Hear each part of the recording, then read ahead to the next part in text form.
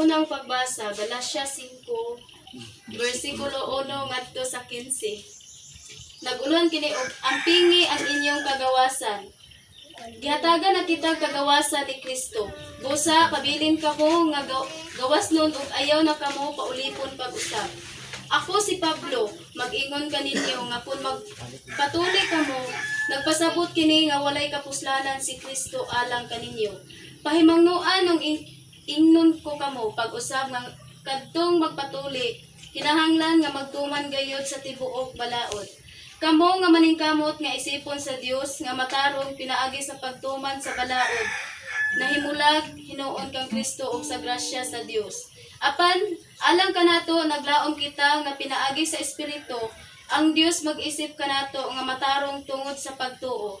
Kay kung nahiusa kita kang Kristo Hesus, dili mahinungdanon ang pagkatinuli o pagkadili tinuli.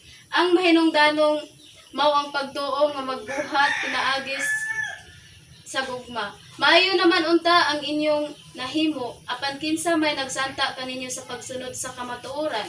Dili kini buhat sa Dios nga maoy nagtawag kaninyo.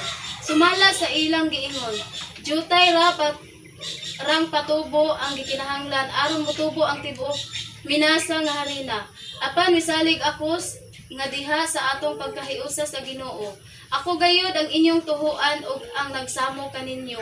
Bisan kinsa siya sinutan gayud sa Dios. Apan mga igsuon, kung tinuod nga nagwali gihapon ako sa kinahanglan ang pagpatuli nganong dilutos man gihapon ako. Kung tinuod pa kini nga ang akong pagwali sa krus ni Kristo, dili unta makahimo kasamok. Mas maayo pa nga kadtong nagsamo kaninyo magkapon sa ilang kaugalingon. Apan kamo mga igsuon, gitawag aron makabaton o kagawasan apan ayaw himuang pasangil ang inyong kagawasan aron maghari kaninyo ang lawas ng kaibog. Pag-alagaray hinuon kamo tungod sa gugma, kay ang tibuok balaod natingob sa usa lamang kasugo. Higugma ang imong isigkatawo sama sa imong kaugalingon, apan kung kamo magpinahitay ug magtinukbanay sama sa mga mananap, pagbantay nga dili kamo mahurot sa usab-usab. Okay niya pagbasa. Ni San Juan Kapitulo 17, versikulo 24 ngadto sa 26. Amahan, gihatag mo sila kanako, ug buot ko nga bisan ako, asa ako atuaw sab sila, aron makakita sila sa akong himaya. Ang himaya nga imong gihatag kanako, kay nahigugma taman kanako, bisan sa wala pabuhata ang kalibutan. Amahan nga matarong, ang kalibutan wala makailaka nimo, apan ako nakailaka nimo. Og kini sila nasayod nga ikaw ang nagpadala kanako. Gipaila ko ikaw kanila og kini akong padayunon, pagbuhat aron mabatunan nila ang imong gugma alang kanako og magpuyo usab ako diha nila. Mao kini ang atong ebanghelyo. Tayong buntag kaninyong tanan. Kumusta naman mo? Talagsa raman ko naan ninyo. Dayon bahin pud sa ato karon magselebrate man kita sa ato ang ginganlan nato og month of love lagi. Love month. Kanila love month. Ginganlan ko ni siya Valentine's Day. Kinsa ba wala na niagi wa gid nahigugma nato kay kita atong mga ginikanan gani no, mga naghigugma magani no. Kinsa may wala pag kuan diri patasan kamot ikaw gaw na kay higugma. Na sing birds na gyud no. Tanan halos-halos niagi gyud og kanang kuano nato ba nagi natay na sinati natay kay istorya bahin aning gugma. Pero kanang gugma, dali kay na si istoryahon. Dali kayo. Kuan pareha na sa word nga sorry ba? Sorry kayo pero wa na nakadamage ka. Na ana na si kuan kanang labi na ang kanang kuan man god makasala na ka. Diha sa sorry, word nga sorry, sorry is not enough. Kinahanglan gyud nga imuhang i-prove sa iya nga naa gyud kay pagbago sa imong sa word nga suri. Yun ana gyapon ang sa gugma. Kinahanglan dili lang kay pulong lang nimo istorya. Kay mao na giingon ni Santiago, Apostol Santiago nga patay ang pagtuo kung wala sa buhat. Yun ana gyapon sama na. For example, siya nagluya or sila malnourished. Mayon ka kinahanglan kaon mo maayo. Ayuhan nagkuan gyud, bambam gyud maayo. Apan wala kay gihatag usab nga pagkaon niya. Lisod pod magpulos ba ang imong gugma ang imong buho kuan diha kanang ang pagtuo nga mutambok na sila nya walay gikaon. Walay saktong gikaon. Ingon usab ni ana ang mahitabo sa ato ang kinabuhi diha sa gugma. Kung ang atong Ginoong Hesukristo wala pa siya gugma para natong tanan, dili siya mahiuban dinhi kanato. Dili siya makaanhi dinhi kanato. Dili nato siya mahimo nga sumbanan sa atong pagkinabuhi kung wala siya mianhi dinhi aron magpakita sa iyang gugma. Kitang tanan dinhi ning kalibutana nanginahanglan gyud nga maghigugmaay. Ang giingon niya diha maghigugmaay.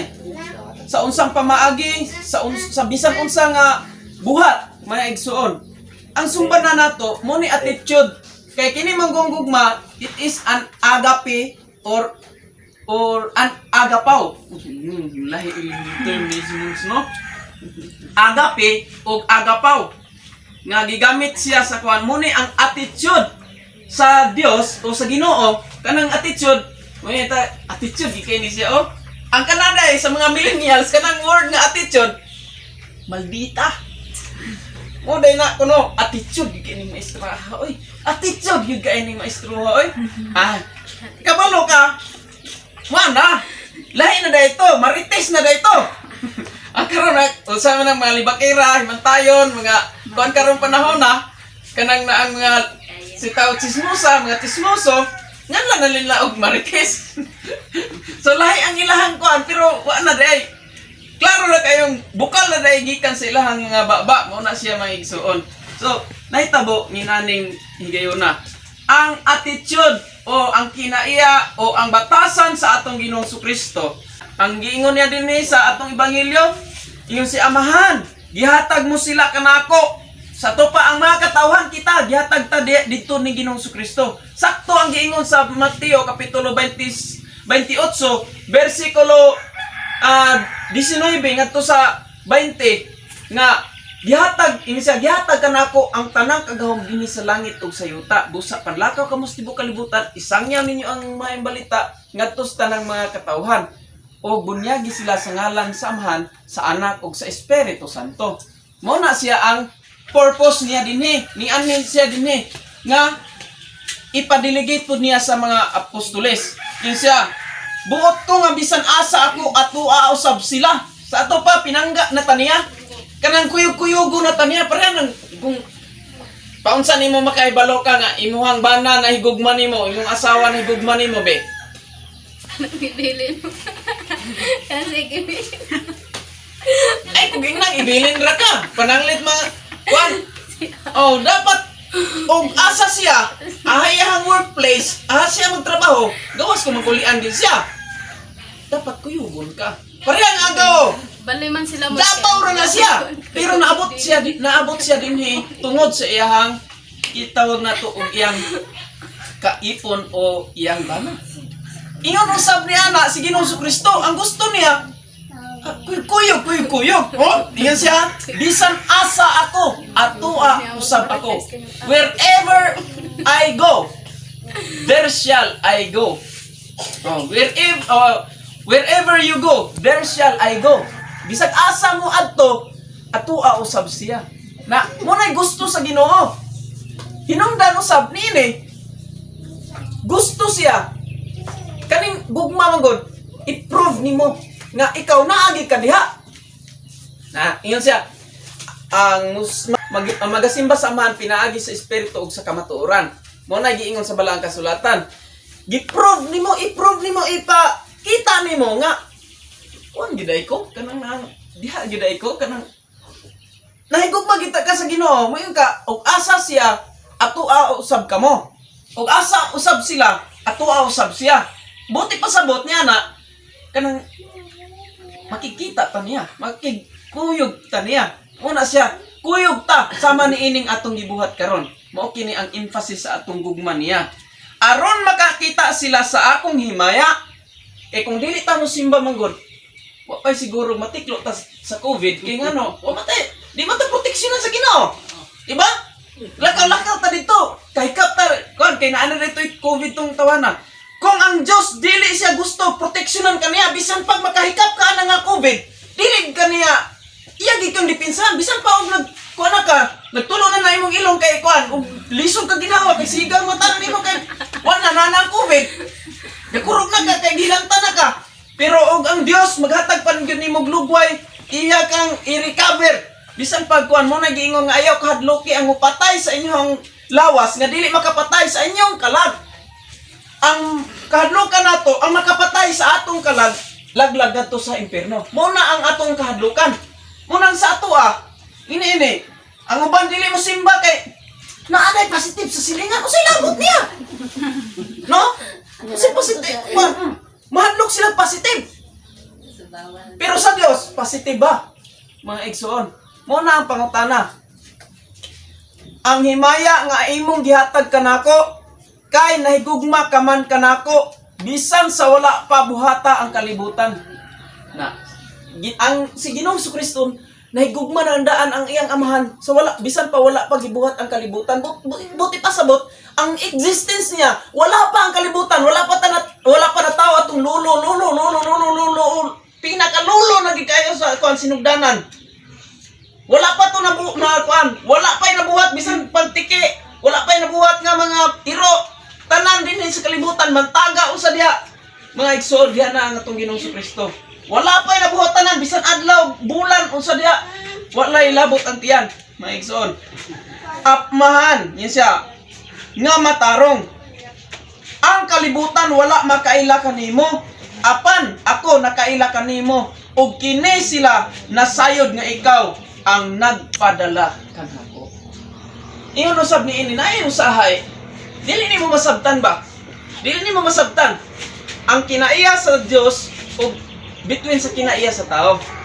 Dili nimo sabtan kay ngano? Kinsay makasabot nganong nanimba man ta? Kung dili gi-explain sa Biblia nganong manimba ang tao, ay siyempre wagi manimba. Di ba?